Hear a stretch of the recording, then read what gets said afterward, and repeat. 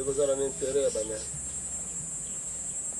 nayebi te omoni soki nasekaki loilondo nazokanisa likambo moko ngai mokolo lokola nga na bambulo naza nango mwana moke bebe moko akoki kokota na kati na ngai 80 fois soki bebe wana ye nde azotinda ngai nasala pe kasi ye akomi maître na ngai ye moto akomi kokabela ngai na bilamba ye akomi maître na ngai sikoyo ngaki monene nyonso naki mokolo naza nango ya nini toza na buku moko awa Programme national de l'enseignement. La commune République démocratique du Congo, ministère de l'éducation nationale, l'enseignement primaire, secondaire et professionnel. Programme national de l'enseignement. Programme national de l'enseignement. Ok. Et ça, les sous-nini fumu boye na yango kolakisa et ça nini. Maton de mingi. Ezali pasi po botanga na suka nano awa. C'est don de la Belgique ne peut être vendu. Don de la Belgique et ne peut être vendu. Maintenant, Domingue. Kabo ya Belgique peut bakoki kotekisa yango te. Don de la Belgique et ne peut être vendu.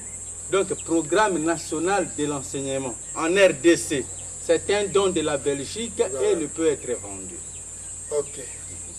Beaucoup bakoki kotekisa yango te, supporté par la petite Belgique. Moi, mboka wana ya muke kokota 80 fois na Congo, ye moto akoimpose biso programme na ye. Totangela selon ye. Siko tokobimisa banani. Ba Belge noir. Bongo soki tokobimisa ba Belge ya moyindo tokotambola ndenge nini puis bokangeli biso kobanda na primaire na secondaire tina professionnel de ba Belge bazwi biso na bomwana na bolenge tina bokolo. Ah bon? Yango yo ministère de l'éducation nationale, enseignement primaire, secondaire et professionnel. Oya biso wana programme scolaire et matériel didactique.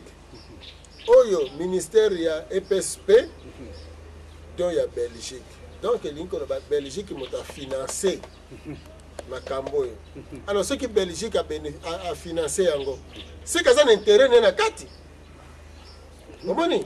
Alors intérêt ya Belgique et que ça la pona bolamu na biso, to pona pasi na biso. Pamba te moko ya ba professeur vice-premier ministre Bongeli na bwanya pe mayele tola kisa buku yango ya professeur Bongeli bande kobozwa yango oyo buku ya professeur Bongeli d'un état bébé à un état congolais responsable. Voilà buku ya professeur Bongeli yango wana matondo mingi songisi page na bino peut-être matondo mingi papa na biso professeur na biso alobi boye tangela biso na page 150 bisika oyo totie mondelo otanga nini alobi pona makambo matali lisadisi dans l'état bébé à un état congolais responsable, le livre du vice-premier ministre chargé de la reconstruction et professeur à l'université de Kinshasa, page 150, Elobi Boye. Mais, avant d'accepter une aide, même bénévole, entre parenthèses, ce qui est inexistant dans ce monde d'intérêt chiffré, Alobi ce qui est bénévole, de ma surtout intérêt. De reprendre. Mais avant d'accepter une aide, même bénévole, ce qui est inexistant dans ce monde d'intérêt chiffré, il faut toujours voir si l'aide n'est pas liée à des conditions de servitude futures. Ok. servitude future elingi koloba elingi koloba soki ekopesa pasi te na mikolo mizali bongo koya omoni bon soki tozali koforme babelge noir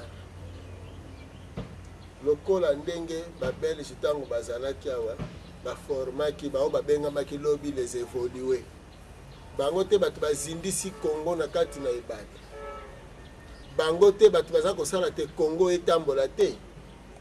Alors soki tokokontinue koforme kaka bato ya sorte oyo wana to ya motindo oyo wana ndeko na ngai lobola lo ilondo croyant africain mpe bandeko balani sort nini ezali réservé mpona Congo lobi est-ce que ezali calvaire te est-ce que ezali pasi te oyo tozali kokoba nango lelo pamba te awa kaka na buku oyo balobi na programme de l'enseignement. Na programme de l'enseignement tangela biso bato ba remercier awa ba remercier bango pona nini. Na programme de l'enseignement yango oyo voilà ba remercier batu baye. OK. Balobi boy en entendant sa large diffusion dans toutes les écoles primaires de notre pays.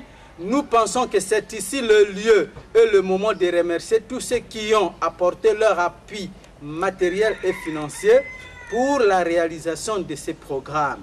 Nous pensons plus particulièrement à la section de coopération belge en République démocratique du Congo et à l'UNICEF.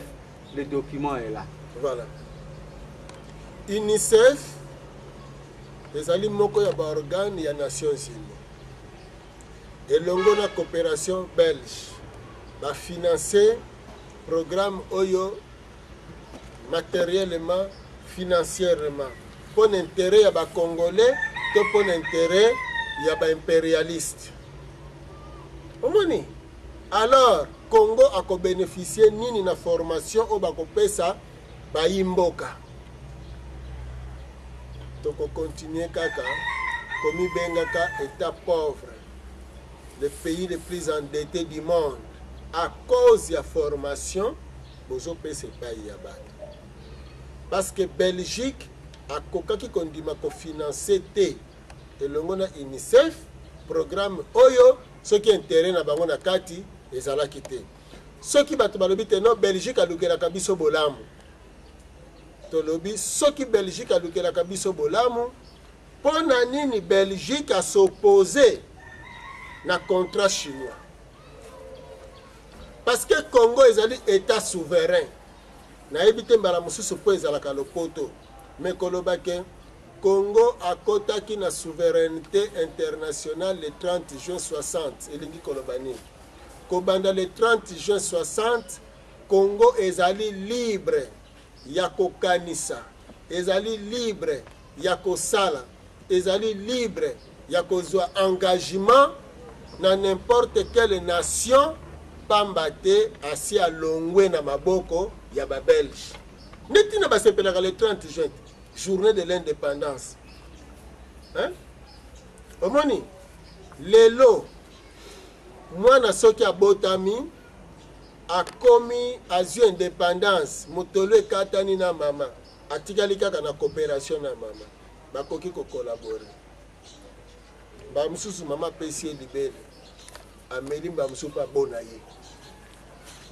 omoni mais un peu plus tard moi na 40 ans est-ce que maman continue à imposer volonté na ye alors le Congo depuis les indépendance depuis Botami ça fait à peu près 44 ans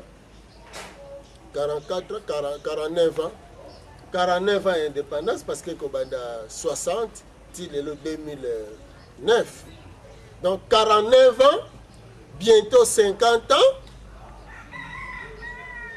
to continuer kaka na mitindo ya Belgique ndenge wana ndeko na ngai ezali pasi alors poto longwa na pasi yango esengeli nini professeur Ndondoboni na moko ya ba mémoire na ye asalaki na page 324 atangi Cheikh Anta Diop na proposition oyo Cheikh Anta Diop asalaki oyo ekoki kozala pe moko ya baprophétie oyo bato baza koignore ke ezali lié na spiritualité. Tangela biso makambo ya oyo professeur Ndondoboni a reprendre ya ndeko na biso Cheikh Anta Diop tanga aza kolobela makambo ya Afrique ya lobi. Awa tozali bandeko balandi na thèse de doctorat ya professeur Ndondoboni oyo bino boyebi azali bongo na ISC na université protestante pe na UNIKIN j'espère na page 324 ya thèse na tozui extrait alobi boye. Sur ces points, Cheikh Anta Diop déclare que le temps du déclin des religions importées n'est pas encore venu. Il dénonce le christianisme comme affaiblissant, démoralisateur et réactionnaire.